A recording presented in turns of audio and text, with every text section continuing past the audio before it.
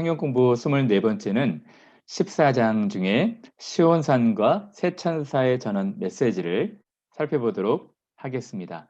어린 양이 서 계신 곳이 시온산이라고 그랬거든요. 시온산에 대한 해석과 시오니즘에 대해서 함께 살펴보도록 할게요.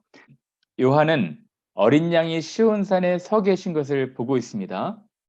여기서 시온산에 대한 바른 이해가 필요할 텐데요. 시온산은 어디일까요? 시온산에 대해서 제가 많은 말씀들을 좀 인용하면서 여러분들한테 좀 설명을 드릴 텐데 잘 따라와 주시기를 바랍니다. 먼저는 시온산은 어디일까? 시온산은 예루살렘산입니다. 시온산 곧 예루살렘산을 향하여 그 손을 들린다고 그랬죠. 다윗이 자기 산성을 지은 곳입니다. 다윗이 시온 산성을 빼앗았으니 이는 다윗성이더라. 즉 시온산은 예루살렘에 있는 산을 말하고 있습니다. 제가 얼마 전에 예루살렘 방문해 보니까 예루살렘 동편, 서편 나눠서 시온산을 이해하는 분들도 계신데요. 어쨌든 시온산은 예루살렘 산입니다. 이 하나님께서 계시는 곳이죠. 하나님이 이 시온산에 계시겠다고 약속하셨습니다. 너희가 나는 내 성산 시온에 사는 너희 하나님 여호와인 줄 알 것이라. 예루살렘이 거룩하리니. 그리고 유명한 구절입니다. 오라 우리가 여호와의 산에 올라가서 야곱의 하나님의 전에 이르자. 이는 율법이 시온에서부터 나올 것이요 여호와의 말씀이 예루살렘부터 나올 것임이라. 즉 시온과 예루살렘을 동일시하고 있습니다. 그러므로 시온산은 다윗이 지은 산성 예루살렘 산을 말하고 있는 것입니다. 한때는 역사 가운데 이 예루살렘을 빼앗기기도 했죠. 시온산을 빼앗겼습니다. 시온산이 황폐하여 여호가 그 안에서 노나이다. 바벨론에 빼앗긴 예루살렘을 보면서 예레미야 선지자가 애가를 쓰고 있는 것이었죠. 자, 이제부터도 중요한데요. 하나님께서는 시온산을 회복하실 것을 말씀하셨습니다. 근데 이것이 국가 개념, 영토 개념이 아니라 영적인 의미를 담고 있는 것이죠. 시온은 진통을 하기 전에 해산하며 고통을 당하기 전에 남아를 낳았으니 시온에 예수 그리스도를 메시아로 보내시면서 이 시온산을 회복하시겠다는 것입니다.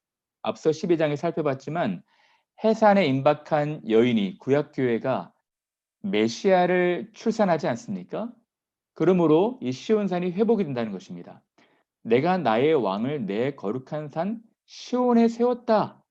그 유명한 시편 2편에 말씀하고 있지 않습니까? 시온산에 세운 이 메시아를 통해서 철장으로 이제 다스리시겠다는 것입니다. 그리고 예수님께서 그의 사역을 이루시기 위해서 나귀를 타고 입성하지 않습니까? 시온 딸에게 이르기를 내 왕이 내게 임하나니 그는 겸손하여 나귀 곧 멍에 매는 짐승의 새끼를 타도다 하라 하였느니라. 그러므로 예루살렘 시온산의 회복은 예수 그리스도께서 오셔서 그가 이루 놓으신 일로 모든 것이 다 회복이 된다는 것입니다. 그리스도께서 자신을 따르는 양들을 먹이시고 입히시고 보호하시겠다는 것이죠. 아름다운 소식을 시온에 전하는 자여 너는 높은 산에 오르라. 아름다운 소식을 예루살렘에 전하는 자여 너는 힘써 소리를 높이라. 보라 주 여호와께서 장차 강한 자로 임하실 것이요 친히 그의 팔로 다스리실 것이라. 그는 목자같이 양떼를 먹이시며 어린 양을 그 팔로 모아 품에 안으시며 젖먹이는 암컷들을 온순히 인도하시리로다. 그러면 오늘날에 있어서 이 시온산의 의미가 무엇일까요? 그 의미는 이스라엘 국가 영토를 말하는 것이 아니라 구원받는 모든 사람들을 말하고 있는 것입니다. 누구든지 여호와의 이름을 부르는 자는 구원을 얻으리니 유대인이나 헬라인이나 이방인이나 누구든지 그리스도께서 회복하신 그 이후로 만방에 있는 사람들이 믿는 자들은 구원을 받는다는 것이죠. 이는 나 여호와의 말대로 시온산과 예루살렘에서 피할 자가 있을 것이며 단지 어떤 영토 개념을 말하는 것이 아니라 영적인 의미로 말씀을 하신 것이죠. 그다음 히브리서에서 더 정확하게 말씀하고 있습니다.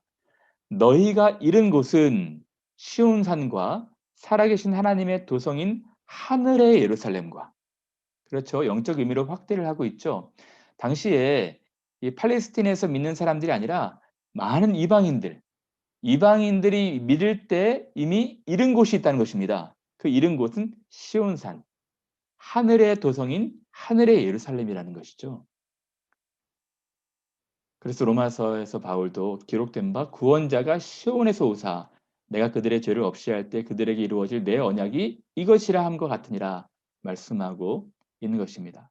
정리하자면 오늘의 시온산은 14만 4천 구원받은 신자들 또는 영적 신약의 교회, 지상의 교회, 천상의 교회를 말하고 있는 것입니다. 이런 맥락에서 우리가 조금 더 생각해 봐야 할 것은 시오니즘입니다. 자이오니즘이라고 하죠. AD 70년에 나라를 빼앗겨서 세계의 여러 곳에 흩어져 있던 이스라엘 유대 민족들이 1948년도에 이스라엘 땅에 살고 있는 팔레스타인 사람들을 쫓아내고 인권을 유린하면서까지 이 독립을 실현하라고 나라를 세우지 않았습니까? 이분들은 시온산에서 메시아가 온다는 신앙으로 이제 팔레스틴에 이스라엘 영토 하나님의 국가를 만들려고 하는 거였죠. 이것이 유대 시오니즘이고 우리가 조금 조심스럽게 봐야 되는 내용은 기독교 시오니즘입니다. 급진적 세대주의 신학자들의 주장이죠. 유대인의 팔레스틴에 귀한 국가 수립이 예수님의 재림을 앞당긴다고 주장하는 것입니다. 특히 16장에 있는 아마겟돈, 이것은 무기토를 말하고 있는데요. 여기서는 이스라엘과 반이스라엘 세력이 크게 전쟁을 일으킨다는 것입니다. 세상 끝날에 반이스라엘 세력이 무기토에 모여서 이스라엘 세력과 전쟁을 일으킨다는 것이죠. 제가 16장 설명할 때 이 부분을 좀 말씀을 드리도록 하겠습니다. 그래서 이 기독교 시오니즘을 주장하시는 분들은 이스라엘 군사 점령 또 팔레스타인의 인권 유린까지도 침묵하고 있는 것이죠. 그리고 궁극적으로 황금 사원, 지금 이슬람이 세운 황금 사원을 없애고 제3의 성전을 건축해야 한다고 주장하고 있습니다. 이러한 주장들이 중동의 갈등을 촉발하는 데 더 일조하고 있는 것이죠. 이런 분들 중에 백투 예루살렘을 주장하시는 분들이 있습니다. 즉 복음은 이 팔레스틴 제루살렘에서 시작되지 않았습니까? 이것이 복음이 서진한다는 것이죠.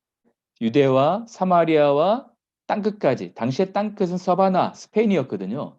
스페인을 거쳐서 이제 아메리카 대륙으로 가고 아메리카에서 다시 아시아로 오고 대한민국 또 중국으로 간 뒤에 중앙아시아를 지나서 다시 복음이 서진해서 예루살렘으로 와서 유대인들의 민족적 큰 부흥과 회복이 있을 때 예수님의 재림이 온다는 것입니다. 이분들의 주장은 마태복음 24장에 이 천국 복음이 모든 민족에게 증언되기 위하여 온 세상에 전파되리니 그제야 끝이 오리라 말씀하시는 것인데 이 땅끝 온 세상을 예루살렘이라 말하는 것입니다. 이분들은 이스라엘의 회복이 선교의 완성이라 생각해서 인간의 노력으로 재림을 앞당긴다 생각하는 부분들이 있죠. 어떤 분들은 한편으로는 기독교 시오니즘이 이슬람권 선교에 긍정적으로 영향을 끼쳤다라고 말씀하시는 분들이 있는데요. 근데 이스라엘 중심의 선교 전략이 좀 부정적인 영향도 미쳤다라고 생각을 하고 있습니다. 이 부분을 잘 알기 위해서는 제가 좋은 책들을 소개하고 싶은데요. 백투 예루살렘 운동, 무엇이 문제인가, 또 신사도 운동에 빠진 교회 이런 책들을 읽으면 여러분들이 도움을 받을 것 같습니다. 결론적으로 요한계시록 특히 14장의 시온산을 해석할 때 좀 무리한 지나친 해석은 경계하고 조심해야 된다는 것입니다. 그럼 다음에는 시온산에 서 계신 어린 양 어떤 의미가 있는지 한번 살펴보도록 하겠습니다. 또 내가 보니 어린 양이 시온산에 섰다라고 표현하고 있죠. 물론 그와 함께 14만 4천도 서 있습니다. 14만 4천은 예수님을 경배하기 위해서 서 있는 것이겠죠. 근데 어린 양이 시온산에 왜 서 계셨다 표현을 하고 있을까요? 이 모습을 이해하기 위해서는 12장의 용의 모습을 봐야 될 것입니다. 용이 여자에게 분노하여 돌아가서 그 여자의 남은 자손 곧 하나님의 계명을 지키며 예수의 증거를 가진 자들과 더불어 싸우려고 바다 모래 위에 서 있더라. 그래서 서 있다라는 표현은 실제로 서고 앉고 그런 의미가 아니라 공격 자세로 있다는 것이겠죠. 용이 하나님의 계명을 지키고 증거를 가진 자들과 더불어 싸우려고 서 있을 때 어린 양도 서 계신다는 것입니다. 이 부분을 이해하기 위해서 적절한 본문이 있습니다. 바로 스데반의 본문인데요. 스데반은 육체적으로 큰 핍박과 박해를 받았습니다. 돌에 맞아 죽음을 당했죠. 순교를 당했습니다. 근데 순교를 당할 즈음에 그가 하늘이 열리고 예수께서 하나님 우편에 서신 것을 보게 되었거든요. 그리고 이렇게 말합니다. 보라, 하늘이 열리고 인자가 하나님 우편에 서신 것을 보노라. 스데반이 돌에 맞아 죽을 때 그리스도는 침묵하시는 것 같았지만 그리스도께서 믿음으로 핍박받고 있는 스데반에 대한 연민으로 보좌에서 서셔서 그를 보호하시고 영광으로 맞이할 준비를 하고 계셨던 것입니다. 여기서 우리가 알 수 있는 것은 이 싸움이 우리에게만 해당되는 것이 아니라 예수께서 우리의 대장 되셔서 우리를 위해서 서 계시면서 앞서서 우리와 함께 동행하시고 싸워 주신다는 것입니다. 1세기 로마 치하에서 순교를 각오하고 죽임을 당하는 사람들 얼마나 무서웠을까요? 황제 숭배를 하지 않으면 끔찍한 사자의 밥이나 화영장의 예술로 사라져야 되는 그분들이 얼마나 무서웠을까요? 근데 예수께서는 그냥 그들을 내버려 두지 않으시고 시온산에 서 계셔서 그들의 대장 되셔서 함께 도우신다는 것입니다. 오늘 우리에게도 마찬가지일 것입니다. 어린 양이 현재 지금 돕고 있는 분들이 누굽니까? 믿음으로 순결하게 자기를 지키며 어린 양을 따라가고 행함이 있는 믿음을 가진 사람들이었습니다. 어린 양이 우리의 믿음과 인내를 나중에 갚으신다 말씀하고 있는 것이죠. 계시록에 보라 하나님의 장막이 사람들과 함께 있음에 하나님이 그들과 함께 계시리니 모든 눈물을 그 눈에서 닦아 주시니 다시는 사망이 없고 애통하는 것이나 곡하는 것이나 아픈 것이 다시 있지 않을 것이다. 비록 세상을 살아가는 사람들에게 눈물도 있고 아픔도 있는 고단한 삶이지만 예수께서 놀라운 은혜로 우리에게 갚으신다는 것입니다. 그래서 요한계시록 2장 3장에 소아시아에 있는 7교회 편지를 보낼 때에 환난 가운데 있는 자들을 격려하시고 위로하십니다. 이기는 자에게는 생명의 멸류관을 줄 것이다. 이기는 자에게는 하늘의 보좌의 권세를 줄 것이다. 이기는 자에게는 라고 말씀하시면서 위로하고 있는 것이죠. 세상을 살아가는 신자들, 세상 속의 그리스도인들이 세상의 유혹과 미혹을 뿌리치고 우리가 승리한다면 놀라운 은혜와 위로가 주어질 것입니다. 제가 책 한 권을 소개하고자 하는데요. 자크 엘로리 쓴 책입니다. 세상 속의 그리스도인이라는 책인데요. 저는 이분의 신학에 다 동의하는 것은 아니지만 참 귀한 책이라 생각이 듭니다. 이분은 이 책에서 격변하는 현대 문명과 문화 속에서 신앙인들이 어떻게 살아야 될지 제안하고 있습니다. 현대인들은 부지런히 살고 있지만 삶의 목적을 상실한 채 살아가고 있다는 것입니다. 그들은 빛과 소금이 되어야 되는 목적 자체를 관심을 갖기보다 목적을 달성하기 위한 수단으로 우상을 섬기면서 살아가는 노예가 되고 있다는 것입니다. 지금의 세상은 하나님을 신뢰하지 않는 우상의 시대라는 것이죠. 그래서 기독교는 본래 모습에서 벗어나 모순을 재생산해내고 있는데 세상에 순응하지 않은 채 특별한 사명과 부르심을 받고 혁명적으로 살아야 한다라고 소개하고 있는 귀한 책입니다. 여러분들이 한번 이 책 읽어보시면 좋을 것 같습니다. 다음은 새 천사가 전해준 메시지 살펴보고 마치려고 합니다. 요한계시록이 쓰여지는 당시에 두 부류의 사람들이 있었죠. 한편은 이마에 어린 양과 하나님의 이름이 기록된 사람들이 있었고 또 한편으로는 짐승의 표를 받은 사람들이 있었습니다. 큰 격변의 시대였을 것입니다. 두렵고 무섭고 외로운 시대겠죠. 그때 많은 사람들이 핍박과 박해가 두려워서 믿음을 잃고 교회를 떠나고 믿음을 저버리고 이 황제 숭배를 결정한 사람들이 있지 않았겠습니까? 그래서 이 14장 6절에 보면 이 천사가 확 나타납니다. 천사가 나타나면서 이제 메시지를 전해주고 있는 것이죠. 천사가 나타나서 전해주는 메시지는 뭐냐면 짐승의 표를 받은 사람들과 하나님의 인을 받은 사람들의 결말에 대해서 보여주고 있는 것입니다. 또 보니 다른 천사가 공중에 날아가는데 천사는 첫 번째 천사를 말하고 있습니다. 첫 번째 천사가 나타나서 지금 메시지를 전해주고 있어요. 어디에? 땅에 거주하는 자들 곧 모든 민족과 종족과 방언과 백성에게 전할 영원한 복음을 가졌더라. 전 세계에 사방에 지금 복음을 전하는 것입니다. 영원한 복음이라고 말하고 있는데요. 그 영원한 복음의 내용이 무엇입니까? 구원의 내용이었죠. 하나님을 경배하라는 것입니다. 짐승 경배하지 말라는 것이죠. 하나님을 두려워하며 그에게 영광을 돌리라. 즉 다른 말로 하면 짐승에게 경배하지 말라는 것입니다. 짐승 두려워하지 말라는 것입니다. 왜 그럴까요? 심판이 이르렀다는 것입니다. 이는 그의 심판의 시간이 이르렀음이니 하늘과 땅과 바다와 물들의 근원을 만드신 이를 경배하라 하더라.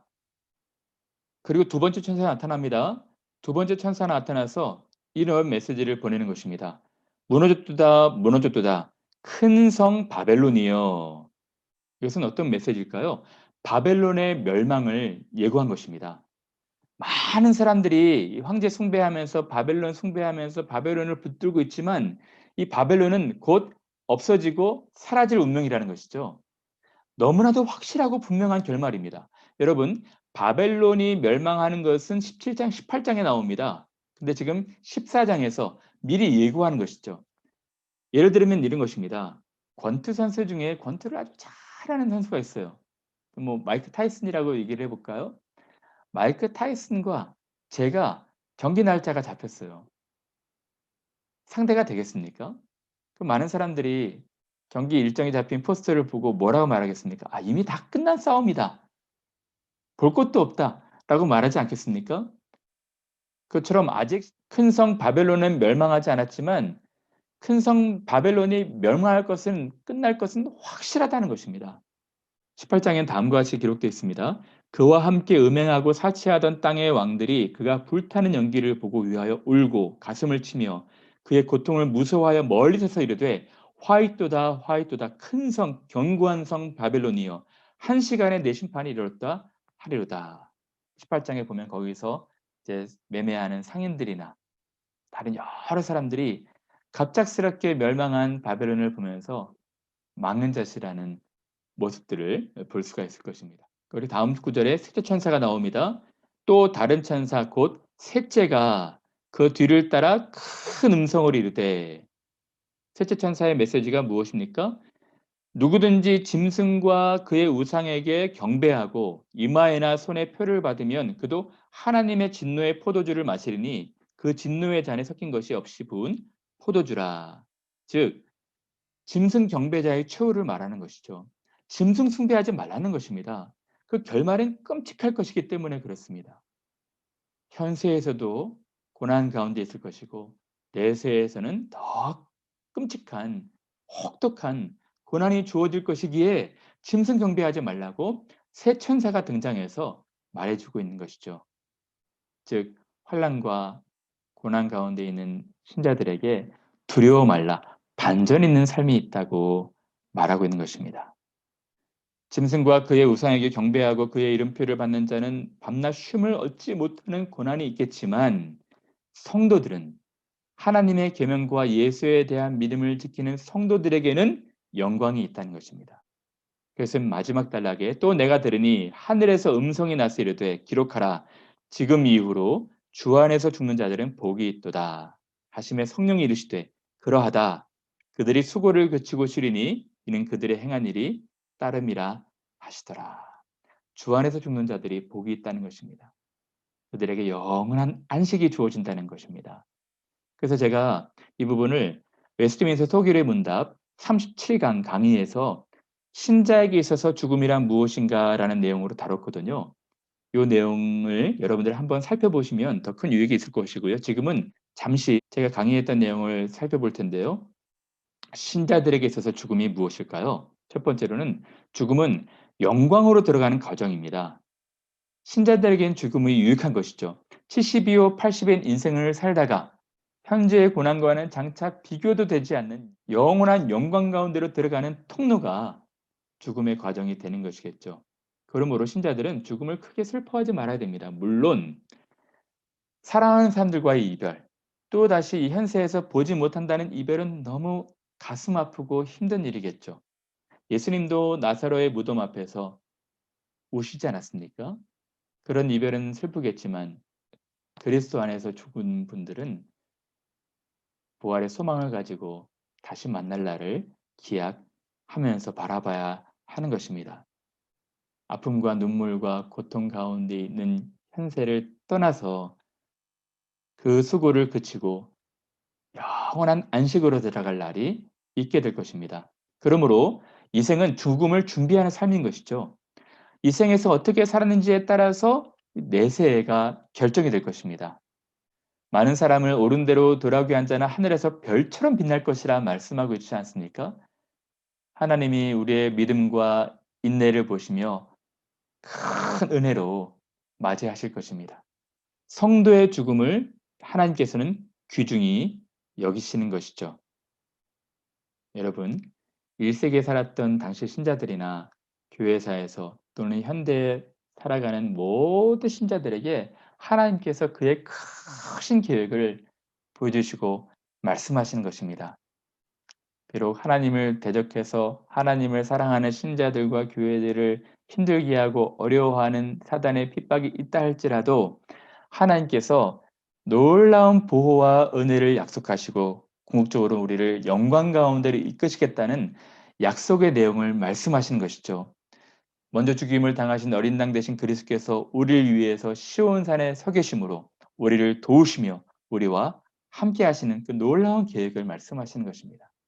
여러분들이 요한계시를 읽으시면서 이 하나님의 선하신 계획과 풍성하신 사랑을 더 깨닫고 믿음으로 승리하는 삶 살아가시는 귀염들 되시기를 바랍니다.